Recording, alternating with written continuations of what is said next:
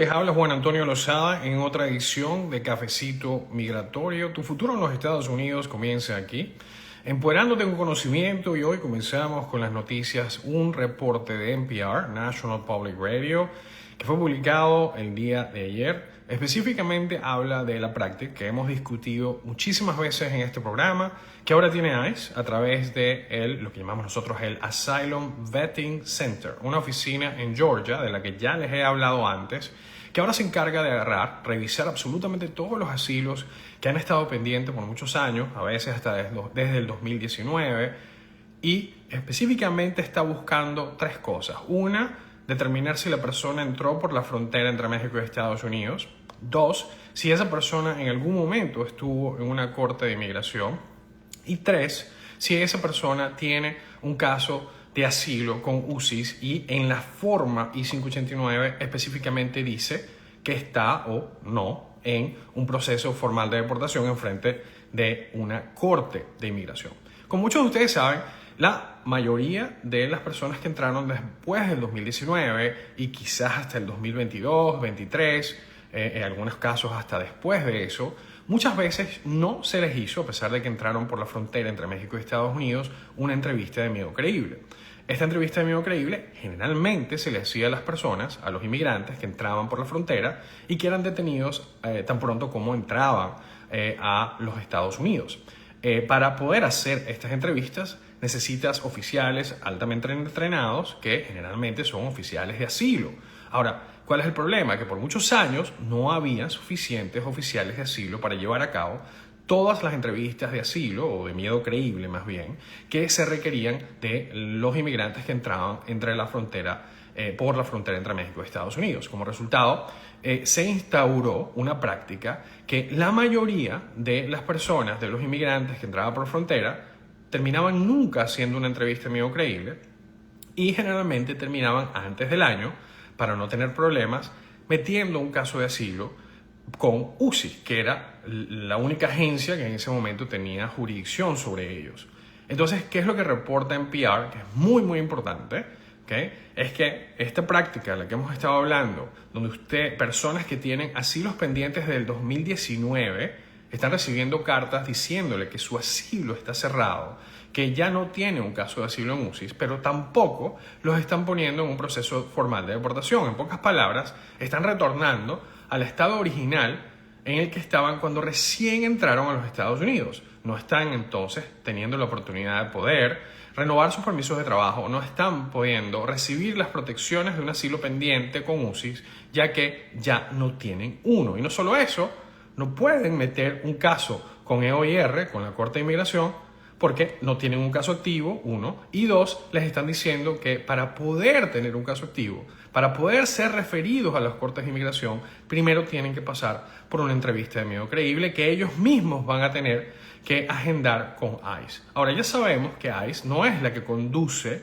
las entrevistas de miedo creíble. ICE va simplemente a tomar el nombre para referírselo a, en este caso, UCIS, que es el que controla la oficina, que es una subagencia de UCIS que se encarga de los casos de asilo.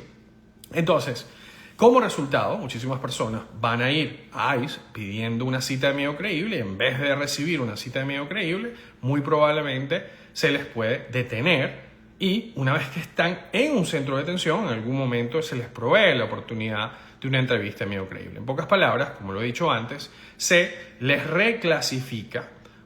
Van de tener un asilo pendiente a ser reclasificado como un arriving alien. Esta definición que es bien, bien importante, porque si usted es un arriving alien, usted no tiene derecho a fianza, usted no tiene derecho en algunas instancias, después de la entrevista de miedo creíble, y si usted no la pasa, puede apelar esa decisión solamente una vez al juez de inmigración.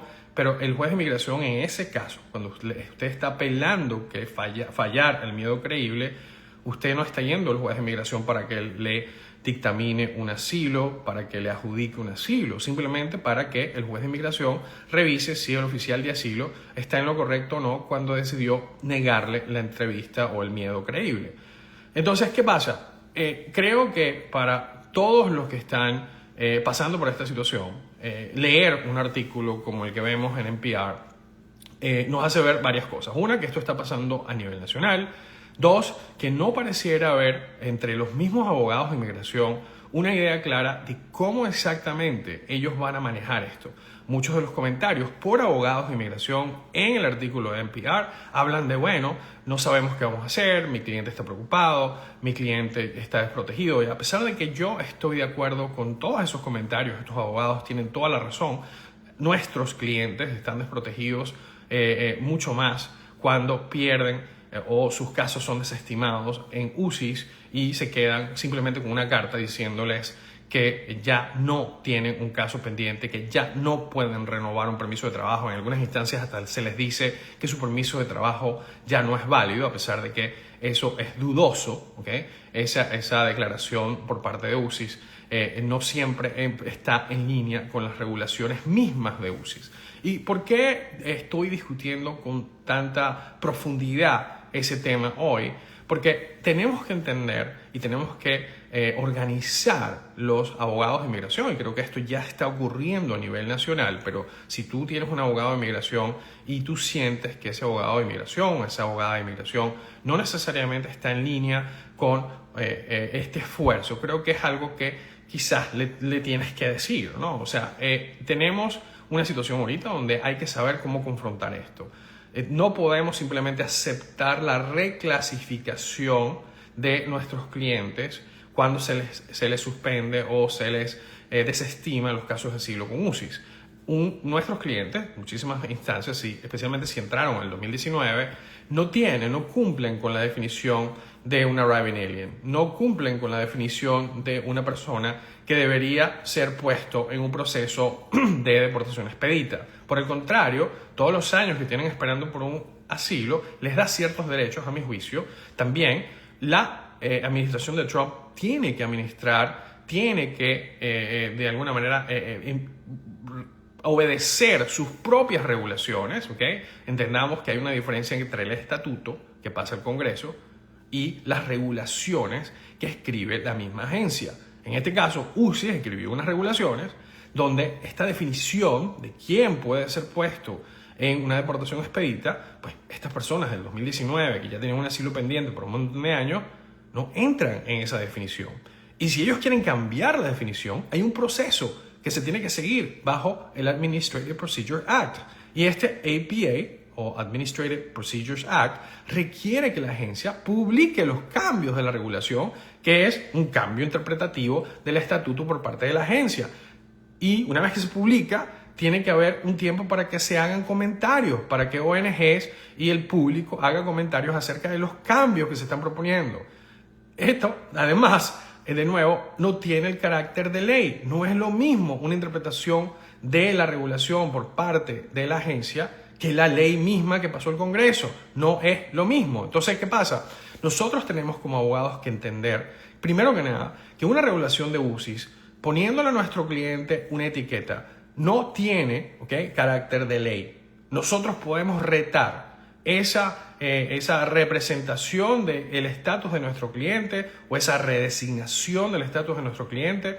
Esto se puede pelear en las cortes federales. Si nuestros clientes, por ejemplo, entran en ese grupo de casi 180,000 inmigrantes que ahora se les está poniendo GPS en los tobillos, ¿verdad? Estas personas en algunas instancias van a calificar para poder llenar un writ de habeas corpus, y estar en una situación como esta, donde se les está quitando la protección del asilo así nada más, en violación a las propias regulaciones de UCIS y de DHS, esto también se puede pelear en una corte federal. Ahora, vamos a tener que organizarnos a nivel nacional, ¿verdad?, para poder llenar estos writs de habeas corpus en todos los distritos federales de los Estados Unidos.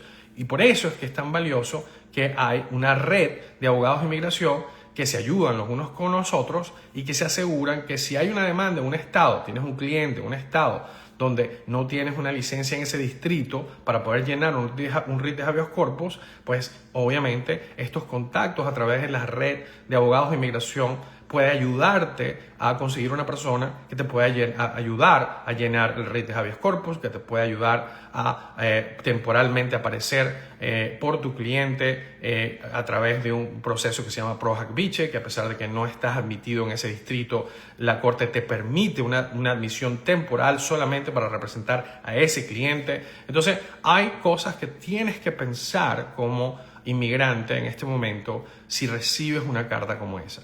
Número 1, tienes que trabajar con abogados que son miembros no solamente de una barra, no solamente son licenciados, tienen una licencia para practicar derecho, pero número 2, también son miembros de la Asociación de Abogados de Inmigración de Estados Unidos.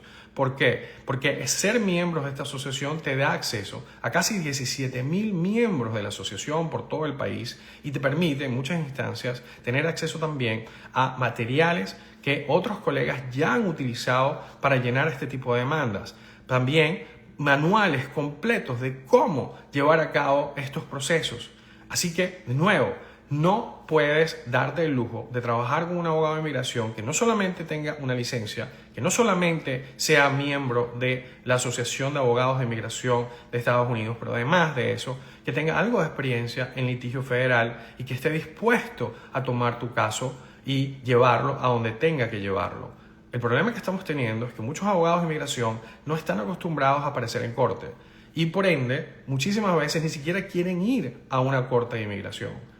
Simplemente se ven a sí mismos como personas que, bueno, hacen peticiones familiares y hacen peticiones de este tipo o el otro, o de repente un asilo afirmativo, pero no están dispuestos a aparecer en una corte, lo cual tiene consecuencias importantes para ti, porque hoy por hoy muchísimos de los remedios, sea una petición familiar, sea una petición de trabajo, sea en este caso un asilo o una apelación del TPS, todas estas cosas están requiriendo que los abogados de inmigración estén dispuestos a ir a cortes federales a pelear los casos de sus clientes a través de los ritos mandemos o en este caso de los casos de asilo o cuando hay un cliente detenido y se le niega el derecho a la fianza a través de los ritos de habeas corpus. Entonces, de nuevo, creo que tenemos que educarnos acerca de la necesidad de poder identificar a los profesionales que estamos contratando, unas personas o unos profesionales que no solamente se limiten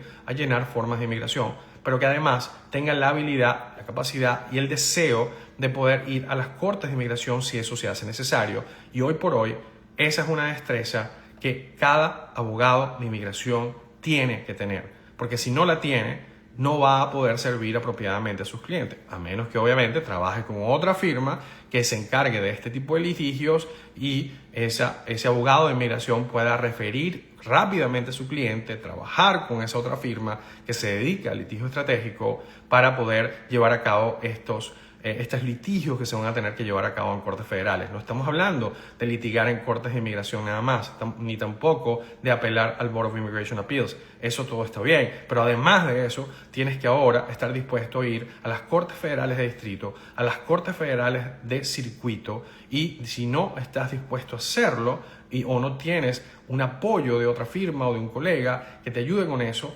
creo que vas a correr en bastantes inconvenientes a la hora de tratar de representar de manera apropiada a tu cliente. Así que por favor, cuando contrates un abogado de inmigración, no tengas miedo, no tengas pena, pregúntale si esa persona está admitido en algún distrito judicial, si alguna vez ha peleado algún tipo de causa de inmigración o ha llenado algún tipo de writ en frente de un juez federal y, de nuevo, esto te pudiera dar una indicación de si esa persona es la persona indicada para ti, especialmente en un momento como este, donde no sabemos si simplemente los remedios administrativos van a ser suficientes para protegerte como debes, ¿ok? Hoy solamente voy a hablar de esa noticia, tengo un compromiso en 10-15 minutos y por eso voy a terminar el programa un poquito más temprano, no voy a responder preguntas, pero mañana voy a volver y voy a responder las preguntas que no pude responder hoy. También voy a hablar un poquito más de otras noticias que no me dieron chance de hablar hoy. Pero bueno, esto era lo que quería cubrir hoy. Espero mañana que podamos discutir un poco más acerca de otras cosas que se me quedaron pendientes hoy. Así que nos vemos mañana. Hasta luego. Chao, chao.